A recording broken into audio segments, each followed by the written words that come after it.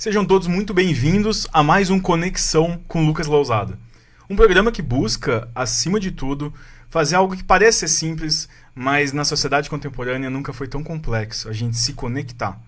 Se conectar que vai muito além de seguir numa rede social, do que dar um like ou postar exatamente uma foto muito instagramável daquilo que você está comendo. Conectar no sentido mais humano, naquilo que a gente precisa retornar. É sobre isso Conexão com Lucas Lousada, um programa por semana, uma história, uma pessoa, uma reflexão por semana. E no programa de hoje a gente traz um assunto muito urgente, muito embora poucas pessoas já saibam quão urgente ele realmente é. E é por isso que a gente trouxe hoje uma convidada de gabarito, de enorme conhecimento e intelecto, numa área em que todos nós estamos de alguma maneira já desprotegidos, e é bom que já se aceite isso desde agora para começar o programa. Isso é só para mostrar o quanto o programa de hoje é importante para você entender o quanto você, sua família e seus amigos podem estar extremamente expostos a crimes ligados com o uso dos seus dados. E para muito além de apenas fazer um cartão e os dados que você usou para fazer um cartão numa grande loja, numa grande magazine. Pelo contrário, instituições e órgãos públicos e privados que têm os seus dados hoje estão na mira de organizações, de hackers, e a busca final, o tesouro desse mapa são os dados pessoais, os dados da sua empresa e os dados em geral. Para isso hoje a gente traz essa especialista em direito digital, mas acima de tudo em proteção de dados, um ponto específico do direito digital que se mostra talvez o grande desafio que nós temos daqui para frente como sociedade, e também como um desafio ao direito que tem que responder para essa sociedade, dando segurança, previsibilidade e um mínimo de uso seguro dos dados nossos. Gabriela Martins, seja muito bem-vindo. Primeiramente, muito obrigado por ter aceito o desafio de 1 hora a gente ser basicamente torturado com a missão de falar em 1 hora aquilo que a gente gostaria de falar por 10 horas seguidas, quanto mais se fosse em algum ambiente de churrasco, no final de semana, porque essa conversa sobre direito digital e proteção de dados é algo que eu ouso dizer que não cabe em 1 hora, né? Seja bem-vindo. Obrigada, Lucas, pelo convite. É um prazer enorme estar aqui. E sim, haja assunto. Em 1 hora vai ser o nosso desafio, abordar essa questão de direito digital, proteção de dados e tudo que envolve os nossos dados pessoais hoje em dia em só 1 hora. Mas vamos lá, a gente consegue. Aceitamos o desafio aqui. Para começar, então, de algum ponto, o direito digital hoje está presente em algumas partes específicas da sua vida, ou a nossa vida já arrumou tanto para o digital que agora o direito digital está presente em tudo? Como que é isso? Eu acho que são raras as exceções que o direito digital não está presente. Hoje em dia, qualquer serviço, por exemplo, plataforma de streaming, compra online, delivery de comida, transporte por aplicativo, até mesmo acesso a serviços públicos, tudo está no meio digital, e por isso que o direito digital está aí para regular essas relações que acontecem no mundo digital, né? Fora do mundo físico. Perfeito. Um ramo novo, né? Mas não menos denso. Não é porque não tem quilometragem. Talvez aí em anos a gente tem áreas como direito civil, direito das coisas que seculares praticamente, mas agora é um direito que se apresenta tão urgente e precisando de discussões tão profundas. O direito está conseguindo? Então, o direito ele tem um tempo dele para acompanhar a sociedade, né, e o avanço da tecnologia. Claramente, a tecnologia avança muito mais rápido do que o direito consegue acompanhar. A missão do direito digital é justamente isso, acompanhar essas evoluções tecnológicas, essas evoluções na nossa sociedade, da forma como a gente consome, a forma como a gente se relaciona, e tentar proteger os dados pessoais e os direitos das pessoas, né, dos cidadãos nesse mundo digital. E como que é estudar um tema que está sendo apresentado pela primeira vez como algo relevante que deve ser discutido pela sociedade e que cada geração vai tratá-lo de uma maneira diferente? Nós temos, até para contextualizar para todo mundo que está nos ouvindo, nós temos uma realidade desafiadora de um mundo possível digitalização, digamos assim. A gente tem sociedades que estão mais avançadas e outras menos avançadas, rumo a uma coexistência do mundo real com o digital.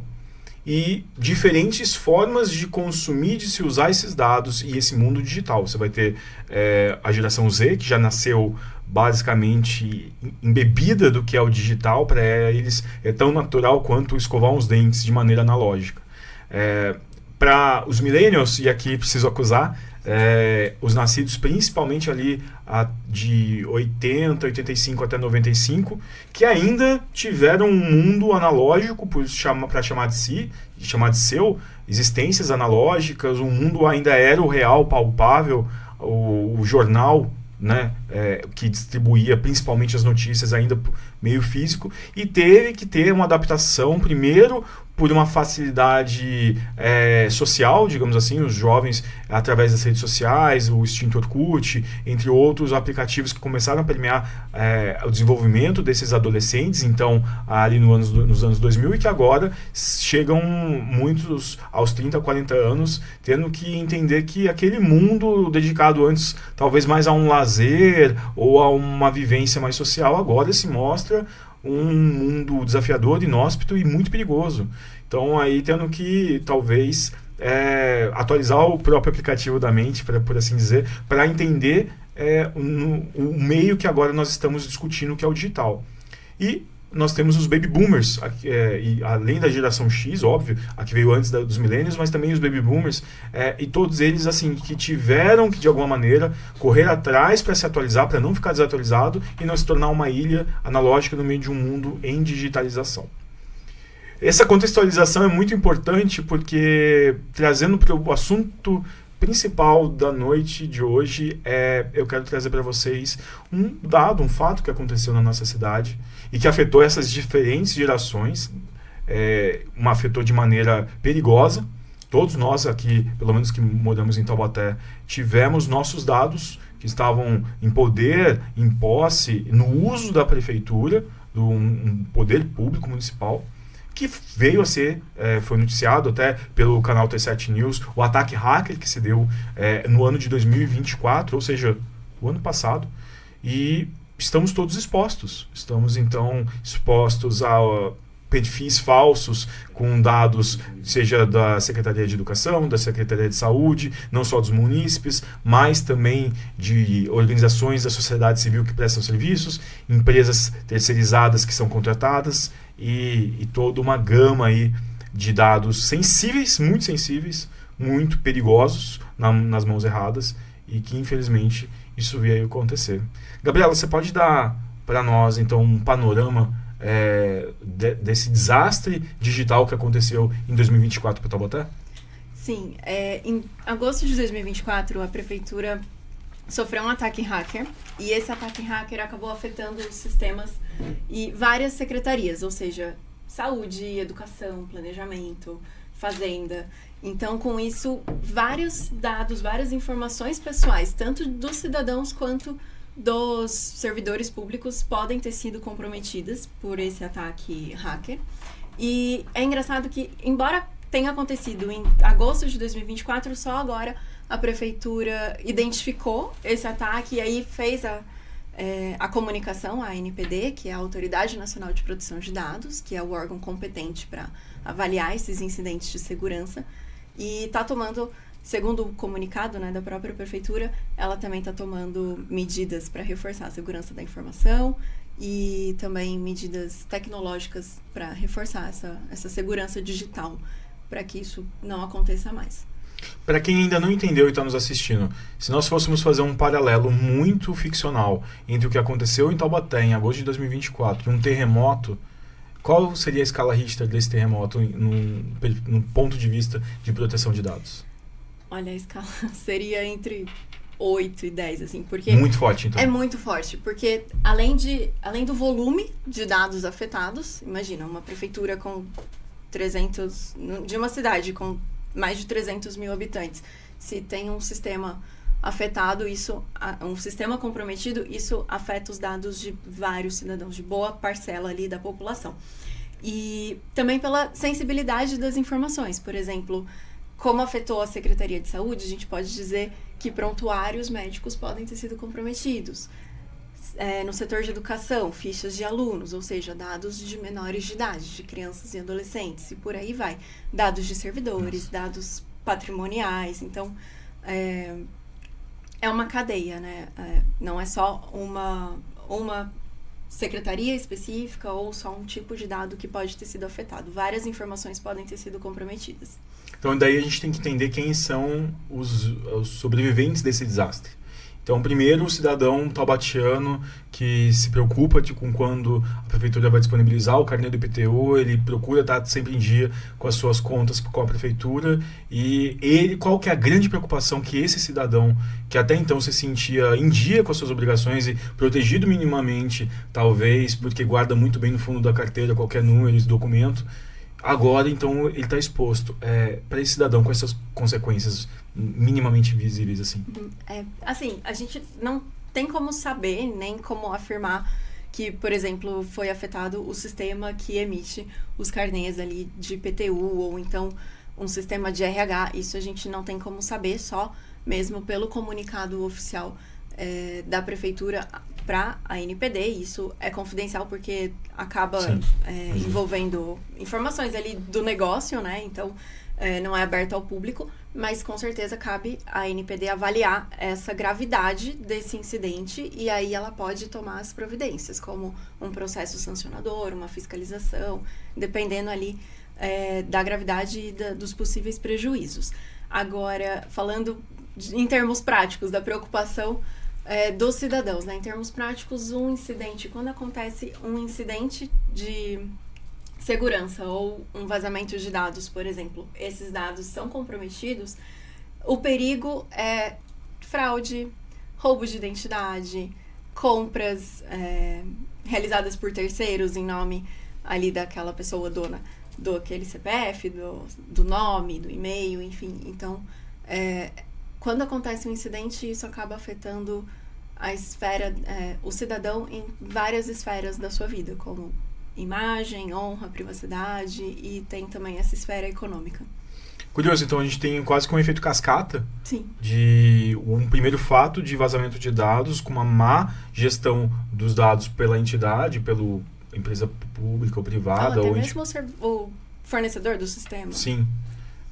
E isso vai, então, primeiro para o cidadão e para a cidadã aí, irradiar até eles, mas que talvez só vão entender a extensão de quanto eles estavam expostos, ainda num segundo momento, pós já um prejuízo financeiro propriamente falando, e muitas vezes, a não ser que e a gente sabe que os bancos eles não estão acompanhando a velocidade com que se dão os golpes. Então, basicamente, nós temos cidadãos e cidadãs que só vão entender a gravidade disso quando o seu CPF vier com algum tipo de negativação. Um golpe, por exemplo. Ou acesso a algum serviço público federal usando dados, ou enfim. Isso é muito sério. Isso quebra uma segurança jurídica segurança jurídica aí que talvez o grande valor seja a previsibilidade. Você deixa de ter uma previsibilidade das relações sociais e econômicas que você está envolvido, porque seus dados estão ali, mas você não. Isso é muito periclitante, perigoso. E para as empresas? Para as empresas, os riscos são enormes. Tem o risco de multas e processos, né, as sanções legais, porque se acontece um vazamento de dados, pode significar que a empresa não está cumprindo com as regras da LGPD, com as melhores práticas de proteção de dados. Se a gente fala, por exemplo, de uma empresa no setor financeiro, pode também ter descumprimento das regras do Bacen. No setor de saúde, algum descumprimento das regras da ANS, por exemplo.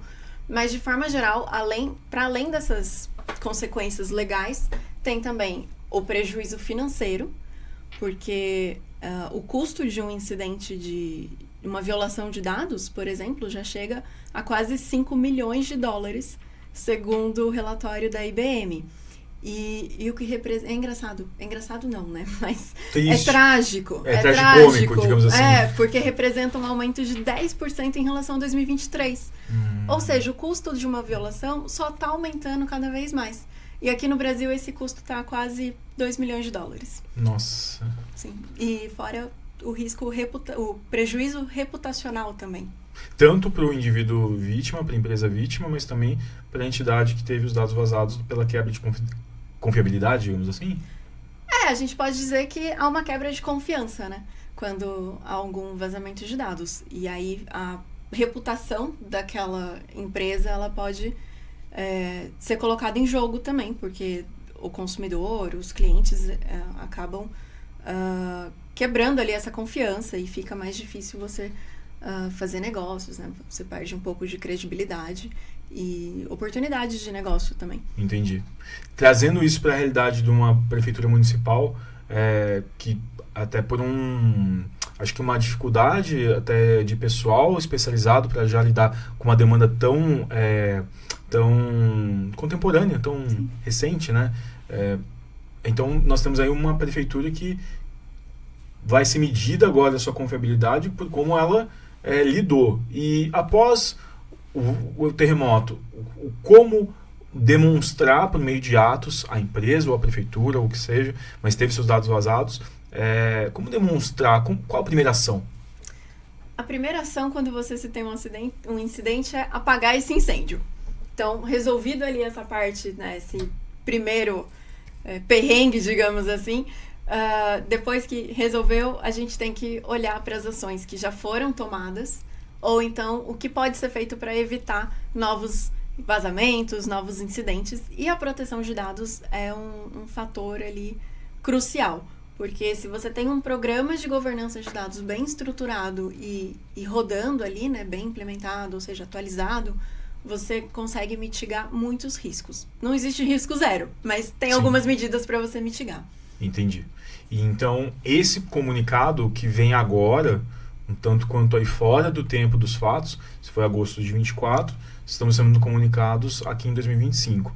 Isso já demonstraria, talvez, na sua percepção, uma falta até então da administração. A gente tem que trazer a realidade, são administrações diferentes, né? Sim. A de 2024 era final de um mandato de um prefeito e agora 2025 já é o início de um novo prefeito, né? Não uma continuidade de gestão. Então,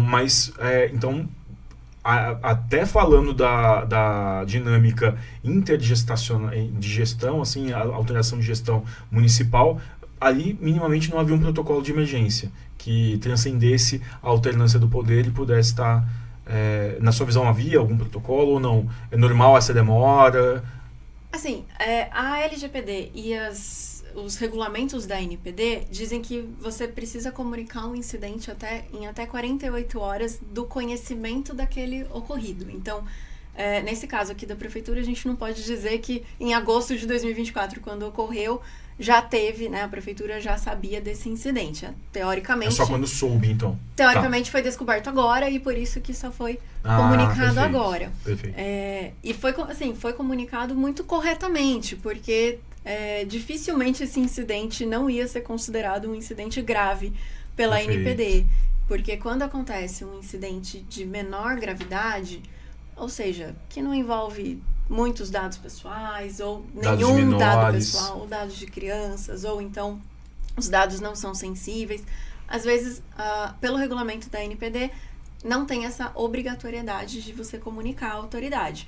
Mas um incidente desse porte envolvendo a prefeitura, com certeza, vai ser considerado um incidente grave. Então, muito corretamente, ao meu ver, a prefeitura já comunicou a NPD. Agora é apagar esse incêndio mesmo. Aguardar. E quais seriam os próximos passos? Por exemplo, a Prefeitura de Taubaté, o primeiro passo foi a comunicação, deve se dar dentro das 48 horas com o conhecimento. E depois disso, o que fica? Assim, até para nós, cidadãos, entendermos o que poder exigir de quem está ali protegendo algo tão precioso para nós como são os dados. Daqui para frente um desenrolar de atos que nós podemos esperar e, se não acontecer, cobrar? Como que é? Tem sim. A prefeitura emitiu 2 decretos, um para regular a política de segurança da informação, ou seja, uma política que vai ali ditar as regras de segurança da informação. Então, medidas técnicas, administrativas, organizacionais que vão ali pautar a segurança da informação, tanto em meios físicos quanto em meios digitais. E essa política, ela está pública, né? Foi publicada no Diário Oficial. E também tem uma política de adequação à LGPD, que a Prefeitura também publicou recentemente, aliás, junto com a política de segurança da informação. Então, esperamos aí que a Prefeitura... Então, ela se movimentou. Sim, exatamente. Então, esperamos que ela se adeque à LGPD. E se adequar à LGPD significa tudo. Você olhar processos, sistemas e pessoas. Você capacita as pessoas, você treina também o seu pessoal para identificar um incidente de segurança, para identificar um vazamento de dados ou um golpe, justamente para evitar essas situações. Então, basicamente, a gente pode considerar que, muito embora, e vamos aqui brincar de ter o olhar positivo sobre as coisas, que então, talvez esse grande terremoto digital que aconteceu em 2024 para Taubaté, ele pode vir a deixar consequências construtivas para nós enquanto cultura, quanto à cultura da cidade. Então, trazendo talvez um despertar para a cultura da proteção de dados. Para a gente não ficar só aparecendo, é muito mais fácil a gente olhar o erro do outro do que o nosso. Então, muito mais fácil a gente apontar, logicamente, o erro da prefeitura do que ver também aquilo que a gente pode estar fazendo dentro de casa. Dentro da LGPD, da Lei Geral de Proteção de Dados, dentro de toda a dinâmica política que está se desenvolvendo, junto com as discussões mais contemporâneas sobre o tema, o que o cidadão pode entender e precisa saber para ele começar a fazer uma gestão pessoal da sua proteção e ele poder fazer o dever de casa e não esperar só dos outros. Excelente ponto. Tem várias ações simples, mas que fazem toda a diferença. Então, por exemplo, no dia a dia mesmo, usar senhas mais fortes, não repetir aquela mesma senha para vários aplicativos, e-mails, usar o segundo fator de autenticação ou autenticação em 2 fatores, principalmente nas redes sociais, evitar usar o Wi-Fi público de aeroportos, restaurantes, hotéis, e também sempre fazer também o backup das suas informações, deixar ali o sistema operacional do celular em dia, sempre atualizado, ficar ligado naqueles e-mails que são muito suspeitos, parecem milagrosos, mas o link normalmente é falso, então não compartilhar, né? Evitar compartilhar informações de banco, conta, senha bancária, enfim. E para o empresário ou para a empresária, independente do porte do negócio, como trazer segurança?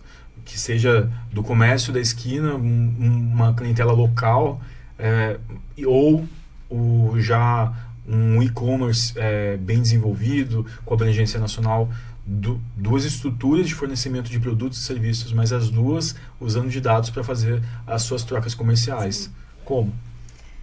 Se você, é claro que a parte de segurança da informação é muito importante, então você escolher um bom fornecedor de sistema com um padrão mínimo de proteção de dados. Você pode também investir nos seus contratos para regular justamente as relações com seus fornecedores, com seus parceiros.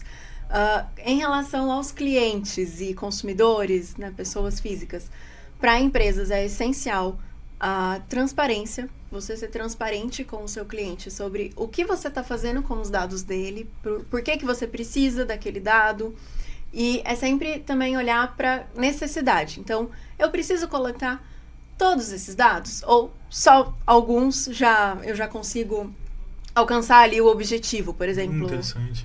Por exemplo, um cadastro de loja para emitir nota fiscal. Eu preciso coletar data de aniversário para emitir nota fiscal? Não. Então, para nota fiscal, eu vou precisar do nome completo, do CPF, do consumidor. Agora, já é muito mais sensível que a data de nascimento, né? Um CPF. Agora, para ações de marketing, eu vou precisar de rede social, de e-mail. Então, eu preciso olhar como que eu vou coletar esses dados da melhor forma e utilizá-los da melhor forma, com transparência, com segurança e também de acordo com a minha finalidade, sem usar dados desnecessários. Muito interessante. Então, se você é empresário ou empresária, já fica aí para não dizer a dica, mas o diagnóstico da doutora Gabriela, da necessidade de, antes de contratar um serviço, seja para fazer ali, às vezes só o estoque com venda ou anotar CPF de cliente, ali já existe a necessidade de uma pesquisa aprofundada do fornecedor desse tipo de serviço, do programa que vai fazer. Sim, esse serviço. E vale também para comércios empresas, né, que não utilizam o sistema. Por exemplo, se a gente está falando de um comércio menor, a LGPD e a proteção de dados também se aplicam para dados em documentos físicos. Então, por exemplo, se você deixa a sua caderneta ali de cobrança em cima do balcão, com acesso a qualquer pessoa, então tenta restringir mais esse acesso, treinar os seus colaboradores, os seus funcionários sobre essa importância de proteger os dados, porque a maioria dos incidentes acontecem por erro humano, ou seja, um e-mail que foi respondido errado ou com um anexo que não era para estar ali naquele e-mail. Então, o maior fator de causa de incidente de segurança é ainda o fator humano. E aí, consequentemente, uma das maiores ações, né, top 3 ações que diminuem o risco de um incidente, uma delas é treinamento. Legal. Então, não só contratar um bom serviço que vai arrecadar esses dados, fazer a arrecadação desses dados de maneira cuidadosa e depois a gestão. A gestão que daí vai ficar a cargo dessa empresa terceirizada, digamos assim, e existe alguma pesquisa, você citou que tem uma agência nacional ligada à proteção de dados, ali há cadastros de empresas que estão em dia, como que o consumidor, o empresário, a empresária consegue buscar esse tipo de informação que é tão recente, então talvez ainda não haja um manual de instruções de por onde começar. Acho que todo mundo, quando vai contratar uma pessoa, contratar o serviço de uma empresa, enfim, contratar um serviço ou um produto, já entende mais onde pesquisar, se quiser ter uma mínima confiança na relação. Agora, com os dados, como que se dá essa pesquisa? É aberta? Há alguma possibilidade? Diferente do cadastro positivo de CPF que a gente ainda não tem um cadastro positivo de empresas adequadas à LGPD, né? Mas a ANPD, ela é responsável por fiscalizar o cumprimento dessa lei, então ela pode abrir processos, ela pode enviar notificações para ter certeza de que determinada empresa está cumprindo as regras, e ela atua também em cooperação com outros órgãos públicos, então o Ministério Público, PROCON, a gente sabe aí dessas notícias, às vezes de vazamento de dados. Recentemente a Raia Drogasil está sendo investigada por conta de coletar o CPF dos consumidores. Então, isso também gerou uma repercussão por conta do uso dos dados. Entendi. Então, assim, fontes de pesquisa para cidadãos. O próprio site da ANPD tem lá a lista dos processos, as empresas fiscalizadas, é público. E notícias também, de repercussão geral. E para quem, então, está nos assistindo, entendeu que possivelmente foi nesse caso da prefeitura ou em caso de algum banco que também ficou sabendo, como você disse, são as notícias que mais chegam primeiro até nós, e às vezes provedor de e-mail. Esse cidadão, essa cidadã, ele teria o direito de peticionar ou de procurar a prefeitura para saber se os dados deles foram um dos disponibilizados no ataque? Com certeza. A LGPD, ela dá direitos aos titulares de dados, ou seja, os donos dos dados, todos nós. Uhum. E entre esses direitos tem de confirmar se aquela empresa ou órgão público trata algum dado daquele cidadão, o acesso aos dados, e no caso também de um incidente, o cidadão pode sim procurar a prefeitura ali pelos canais responsáveis por isso, para perguntar se os dados deles foram afetados. Num incidente de grande porte, normalmente as empresas também são obrigadas a comunicar esses titulares afetados.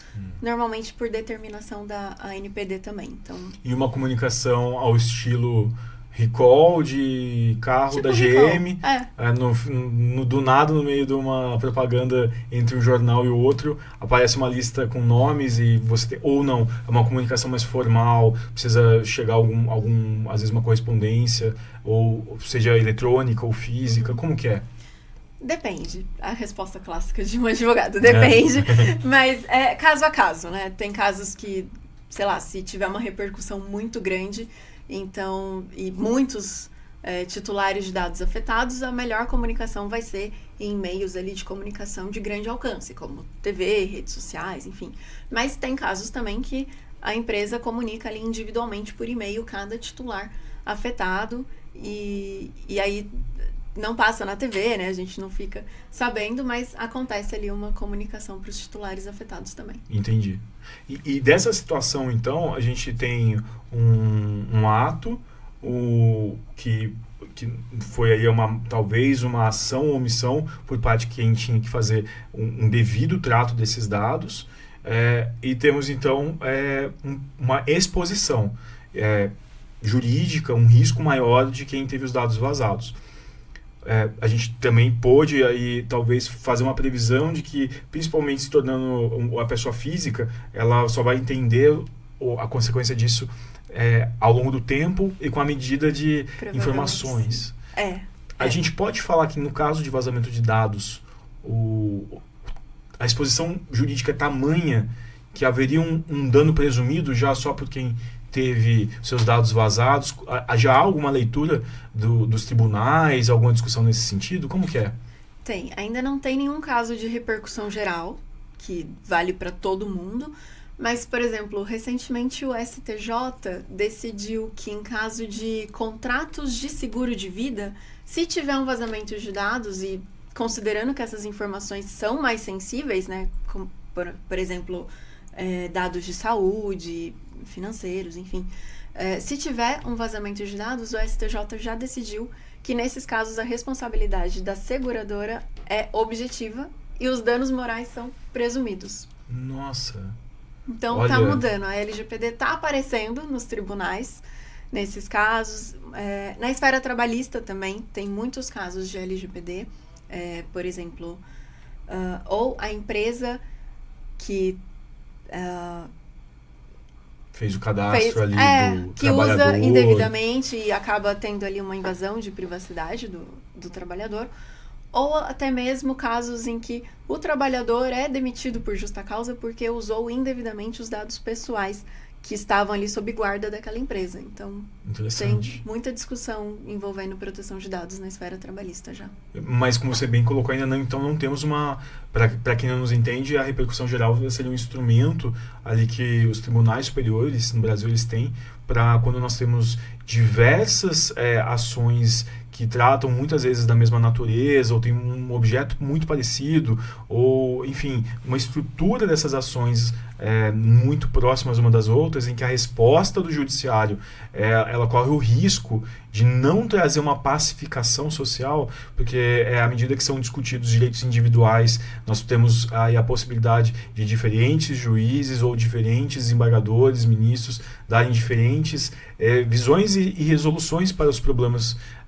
Quando o Supremo Tribunal Federal, então, ele percebe esses temas de grande repercussão e essa pulverização de respostas judiciais diferentes que não estão adiantando para trazer a grande valor da segurança jurídica, né? E aí fica, então, nessas situações, aquele amargor para os advogados que para um cliente conseguem dar uma resposta jurisdicional positiva, olha, ganhamos uma situação, daí num caso muito parecido com outro cliente, você tem que explicar, olha, nesse sentido o juiz foi diferente. Então, para acabar com essa situação de tantas decisões diferentes sobre temas parecidos, o Supremo Tribunal, então, ele usa da repercussão geral, ele pega temas muito, que são ali meio comuns, né, recorrentes, e dá um mesmo julgado que vincula todas as outras discussões anti-individualizadas, e aí que a gente tem a grande discussão sobre o ativismo judicial, porque na medida em que a gente começa a ver um poder judiciário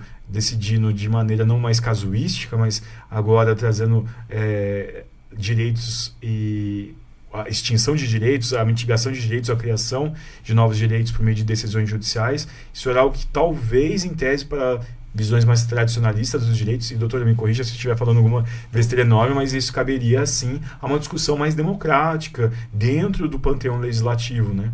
E então aí fica também já uma pitadinha, talvez para um próximo programa, para a gente falar do ativismo judicial e a atuação do Supremo Tribunal Federal, que ainda não alcançou então a parte da segurança de dados, né? Como a doutora muito bem colocou, a gente então ainda não tem uma pacificação.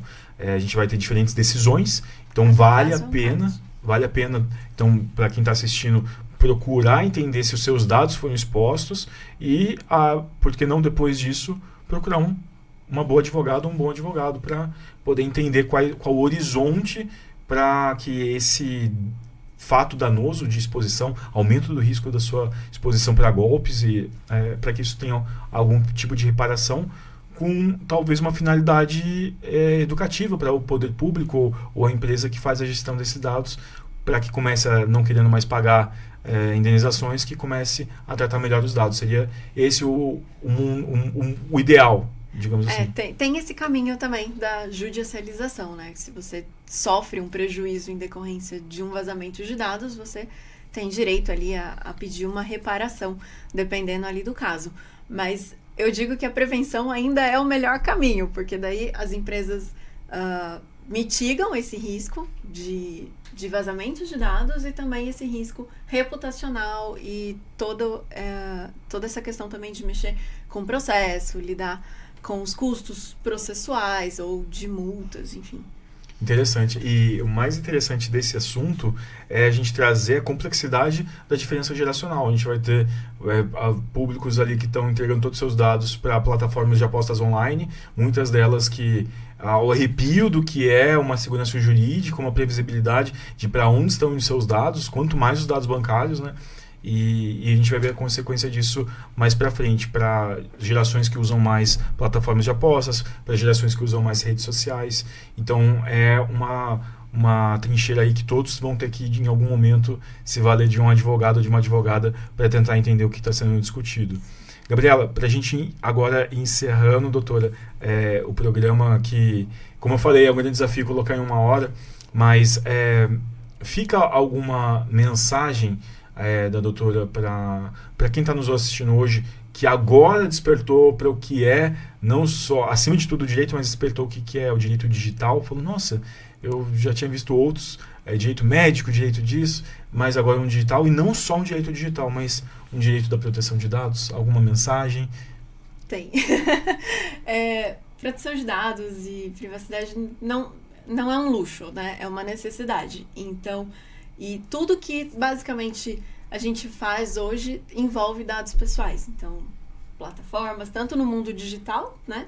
Como o uso de plataformas, redes sociais, ou até mesmo no mundo físico, quando a gente faz um cadastro numa loja, vai fazer uma compra física mesmo, ou até mesmo acessar um serviço público. Então, privacidade não é um luxo, é uma necessidade.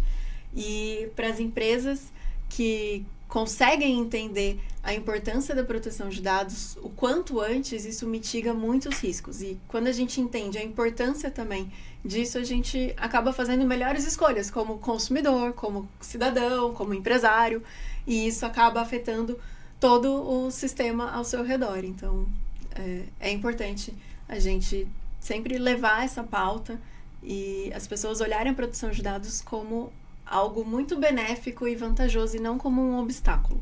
E para as pessoas que querem participar mais ativamente desse tema, a gente fala às vezes de grandes vazamentos de dados, de bancos internacionais, mas aconteceu em Taubaté, e quem em Taubaté, afinal o mundo é um espelho daquilo que somos por dentro, né? Então isso está acontecendo lá fora e está acontecendo em Taubaté. Quem quer se engajar, entender a discussão pública da construção de uma política municipal de segurança de dados, a doutora sabe nos informar alguma coisa, se existe uma pauta nesse sentido.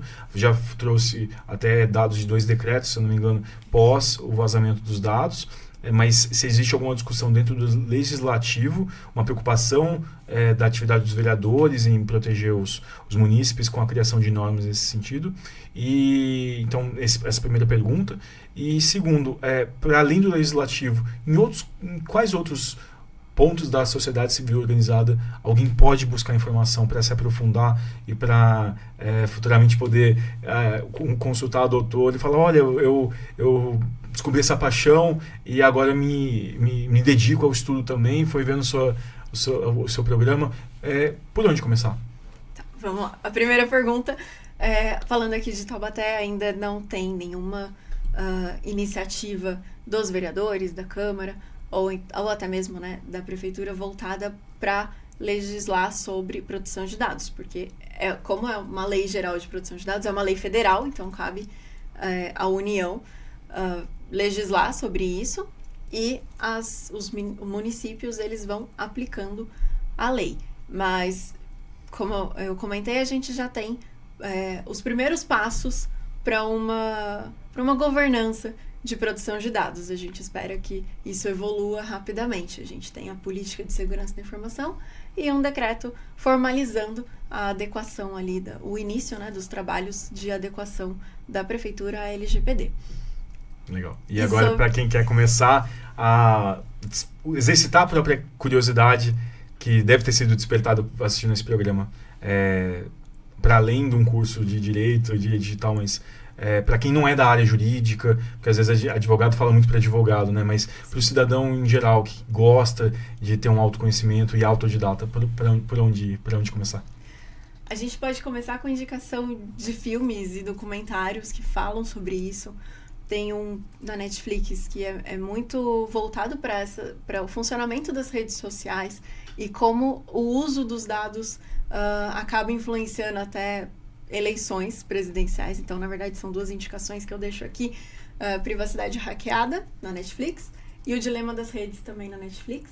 E fora os filmes e cursos também, a gente tem diversos cursos sobre o direito digital, mas quem quiser alguma coisa também saindo do mundo jurídico, uma dica muito boa que eu costumo dar também é ficar de olho nas políticas e nos avisos de privacidade das empresas com quem você tem um contato, com quem você se relaciona. Teoricamente é ali que a empresa vai dizer como que ela lida com os seus dados e por que ela coleta esses dados. Então, legal. É interessante ler e ficar atento também se a empresa tem isso.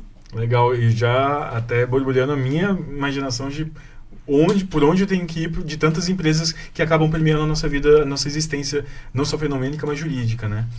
Gabriela, obrigado por aceitar o convite de um tema tão desafiador, tão novo, mas que eu acredito que a gente alcançou os 30% daqueles 100% que a gente planeja antes de sentar aqui e começar, que é minimamente informar, empoderar com informação e mostrar caminhos e alternativas. E nesse ponto, de uma didática brilhante, não sei se dá aula, mas se de maneira já a longo prazo, em turmas de direito, mas com certeza, se um dia der palestras, não deixe de chamar a gente, porque a didática facilita muito, a simplificação de temas complexos é basicamente a melhor receita para o sucesso. Então, por isso que eu acho que hoje a gente alcançou um bom sucesso com esse tema aqui. Muito obrigado, viu? Muito obrigada pelo convite, Lucas, pela gentileza desse convite também. Esse papo foi maravilhoso e é isso. Eu tento simplificar ao máximo, sem juridiquês. O meu lema é sem juridiquês, produção de dados descomplicada. Não precisa ser uma coisa difícil ou muito distante da realidade das pessoas, porque na verdade não faz parte do nosso dia a dia. Para quem quiser seguir em rede social, tem alguma rede social sua voltada para esse tipo de conteúdo informacional? Como que é? Tem, eu tô lá no Instagram, Gabriela Martins _ADV digital, e lá eu compartilho conteúdos bem informativos e didáticos de uma forma bem prática e sem juridiquês. Maravilha. Gente, é com conversas assim, que começam despretensiosas, mas que a gente alcança as respostas que muitas vezes não estavam no nosso horizonte. Exercitando a própria criatividade, a própria curiosidade, que a gente vai conseguir entender para onde que a nossa sociedade está indo. Muito a gente já pensou e refletiu sobre o físico, agora nós temos que fazê-lo também dentro do digital. Não só por meio do digital, mas também por meio do uso dos nossos dados e como nós estamos tendo a nossa existência digital de maneira segura. O Conexão é sobre isso. Agora nos conectamos um pouco com a realidade, com os desafios de um mundo que está se digitalizando e do principal tesouro que hoje se mostra para tantos cidadãos, que são os próprios dados e a segurança para com isso.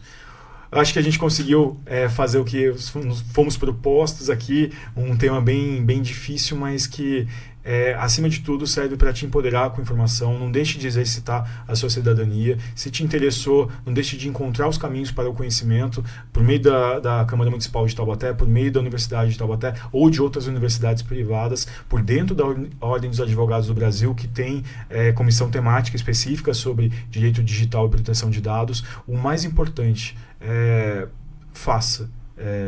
O que a gente mais precisa hoje para nos conectarmos cada vez mais é de mais atitude e menos gente no sofá só respondendo o WhatsApp. Então, nos conectamos hoje. Muito obrigado pela audiência, muito obrigado por estar aqui conosco e até a próxima.